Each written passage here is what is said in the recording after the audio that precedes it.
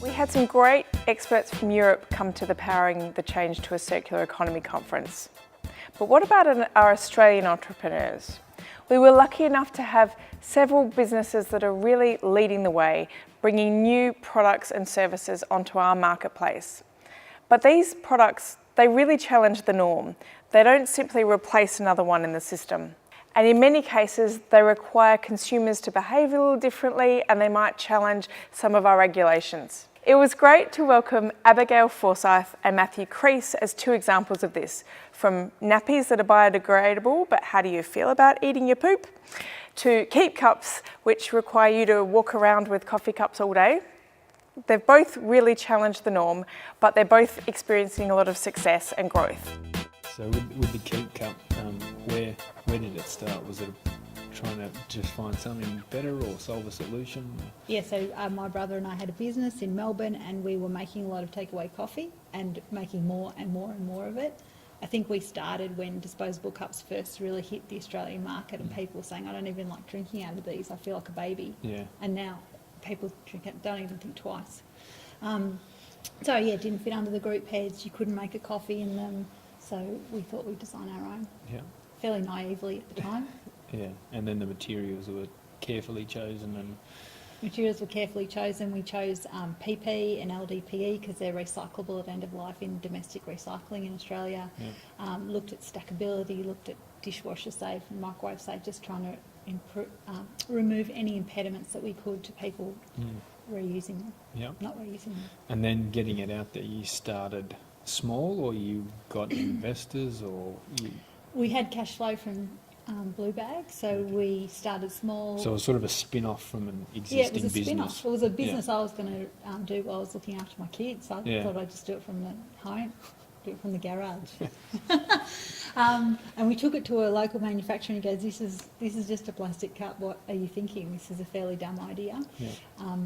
And so I'd called a lot of, because we had a catering business with Blue Bag, I called a lot of corporate businesses, and because one of the ideas was to sell it into businesses for their staff. Yeah. And we ended up selling to the NAB. Okay. And how long did it take before you got some serious sales or organic growth? We'd almost paid for the tool by the time we ran the production. There you go. That's pretty handy. So there was obviously a need. People wanted it as soon as it was there. It was the timing. Yeah. It was the timing. It was just when I think sustainability went from being sort of a department with no funding to really pushing out mainstream.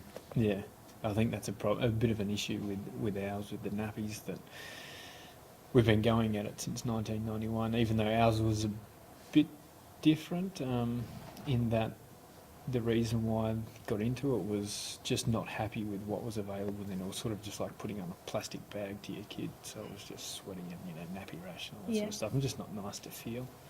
And but that was back in 1991, and then our latest products with the compostable disposable, something which is really trying to reach the mass market, not just the eco niche. So it's something which is convenient. The performance is just as good as your standard nappies, but of course, with that sort of product, there's still a little bit of difference, because you just can't make a simple disposable nappy which is fit into a circular life cycle. You can try, but the alternatives at the end of the life are very energy intensive. You get a lot of contamination from the plastic, and there's big issues with the prevalence of microplastics now and those sorts of issues. So it sort of came down to innovative materials and that type of thing. And how do you go with introducing people to the product? Like, how do you, because it's such a short window. I mean, people drink coffee all their lives, and having a baby with a nappy is a short window. Yeah. Basically, so far, it's just been sort of through a word-of-mouth referral system. We haven't done a lot of marketing because we've been in that sort of R&D mode. We really want to get it set up and ready to go before you can push it. And it's also a bit of a chicken and egg, because we're really trying to get that full life cycle. Yeah. It's not just selling the product now, it's also, say, if we go to a childcare centre and go, hey, you're using disposable nappies, we've got a system which is just as convenient. There's a lot better benefits. You can put it in your organics recycling at the end. It can then be turned into a lovely nutrient-rich compost. But then, of course, they go, okay, so how do we sign up to that composting process? And you go, well, we're still working on it. It's not quite there yet. So they go, oh, it's really wonderful and I'd love to support it, but not just yet. Come back to us when you've got it set up. So there's that, still trying to get the complete system. But on the other hand, if we did really try and do a full marketing and try and get it out there, we're pretty confident that just the functionality of it, the performance, they don't have to really want to do it. But we've sort of been waiting a bit and trying to get that full life cycle and the circular life cycle sorted. So. Yeah, I mean, we've always found it's better, we're consumer-led. So we got into McDonald's not because they thought it was a good idea, but because the end consumer said we want it. Yeah. And then the franchisee said we want it. Yeah. That is slowly growing with nappies as well. I mean, there's this huge push with the war on waste here in Australia and all that sort of stuff. And people, and like me, I've just had a kid 4 weeks ago, and the amount of nappies and waste that produce, and you speak to anyone, they go, oh my God, this is just crazy. But, and then again, we went to our child health nurse the other day and she said, what are these? These are fantastic. I explained it to her and she goes, yeah, that is great. When I think of nappies, I just block it out because there's just so much, and I almost feel bad because of the problem, and I know it's an issue, but I can't see any way of doing it, so it's easier just to Not think about it. not think about it, just leave it alone. And so that's a bit of a bit of something. I think once we get a bit of traction there. Yeah, mate, you almost need the momentum of a consumer base who are going to then, you know, people in councils have kids. Yeah. They use nappies, like keep that, get a bit of momentum. Yeah, that's right. Behind it. And with the some of the circular hurdles, as I said, we're stuck in a situation where we're not just worried about the direct links to our customers or business in terms of, you know, sales and marketing and so forth. We've then got to think about the second and third step. So in that step, person puts it into an organics bin, it gets composted, but then what happens to that compost? Does it get back? And are there regulation issues? So we're sort of have to wear a lot of multiple hats, not just we make nappies and sell them. Yeah. We make nappies, sell them, and then we make sure that they can be, you know, converted back into something useful rather than just being like an ordinary nappy. So, and I wanted to ask you about, you've obviously got a great idea. It's grown.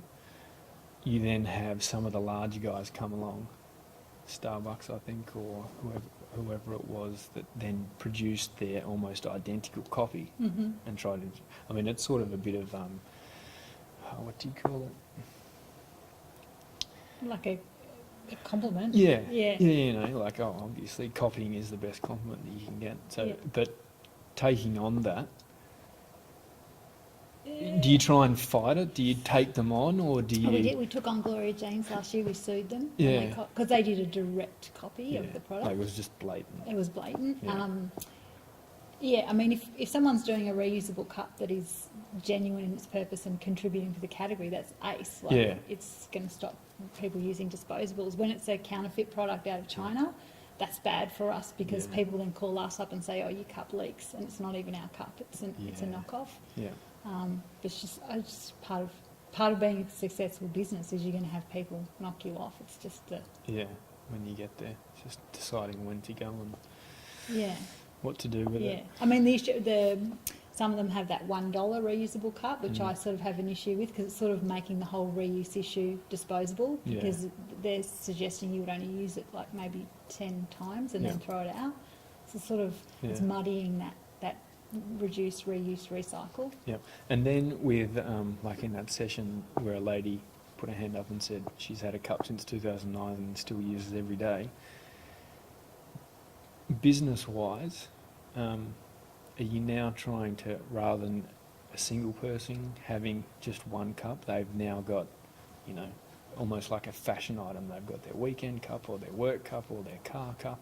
Is that something that you try and... It's not something we're driving, but it's happening. Yeah, I mean, for better or for worse, people are trying to buy their way to a sustainable future, which is just, it's not going to work. Yeah. And we probably need to think as a business how we address that at some point. Yeah.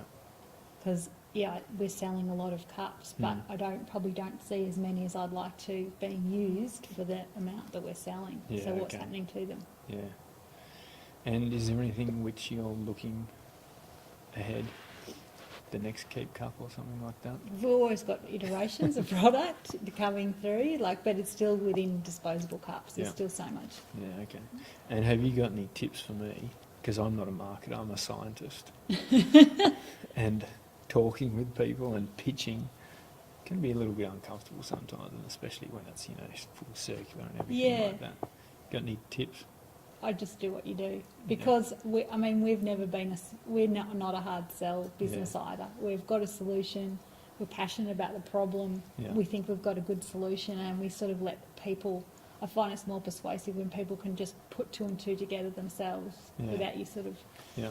And when did you start to expand? You said that you and your brother from the shop, and now you've got 40-something employees here in Australia. Was it a gradual sort of getting the right people on board, or was it a bit of a, well, now we need to get lots? Been gradual, or, with a few sort of bumps. So War on Waste give us a gate. I mean, when War on Waste happened, every system we had in the business broke. Yeah. So Just we used to have a thing meltdown. where, if a cafe ordered, they would order and then they would pay, and Yeah. we'd ship their cups, and Yeah. then they'd call up and go, we call Keep Cup because you keep our money and your cups, because we just couldn't get the product out the door. Yeah.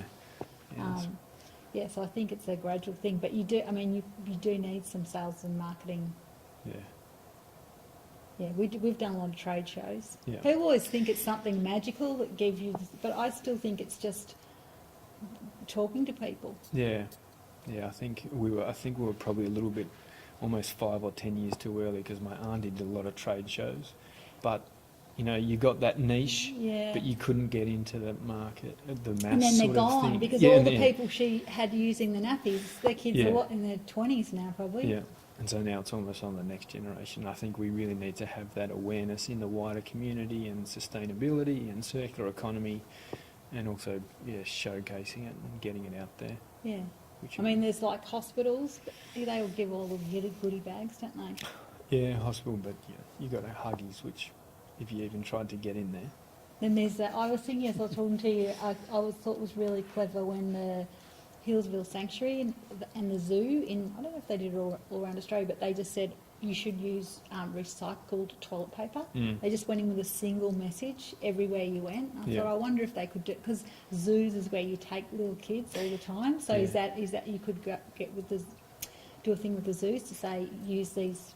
Yeah, I have actually spoken to a lady from Taronga Zoo in Melbourne, and she was sort of in the sustainability, and they've got surprisingly amount of shops on their site. Yeah. They got 3 places or something like that, and family comes along for the day, and the little fella, they forgot the nappies or something like that. So she was also very interested in. We could really promote, because they've got a big composting and trying to use all the animal waste for the food and everything, and then how do we actually use that to educate people which come into us. We should preach what we practice here. So it is pretty important to... that's a good place to do marketing and educate people, because then you're doing it around issue awareness, not like in the supermarket. You're in there buying your stuff, you're time poor, you're like, you I need a don't want to nappy. think about it, you just get in and get out. Yeah, whereas at your zoo. Sort of clever ways of thinking about doing it. Yeah. So,